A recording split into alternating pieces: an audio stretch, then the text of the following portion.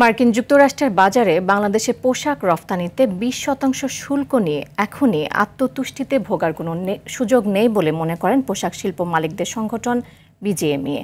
রাজধানীতে নিজস্ব কার্যালয়ে আয়োজিত সংবাদ সম্মেলনে বিজিএমইএ সভাপতি মাহমুদ হাসান খান শুল্ক আরও কমাতে আলোচনা চালিয়ে যাওয়ার আহ্বান জানান।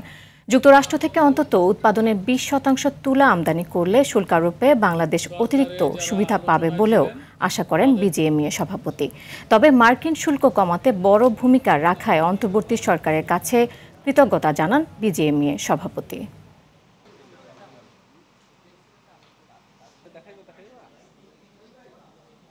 তো আমাদের প্রধান প্রতিদ্বন্দ্বীদের তুলনায় আমাদের ট্যারিফ সহনীয় পর্যায়ে আছে বলে আমরা আপাতত স্বস্তি প্রকাশ করছি। ভারত, ভিয়েতনাম, চীন, পাকিস্তান তারা কিন্তু এই ট্যারিফের পার্সেন্টেজ নিয়ে বসে থাকবে না।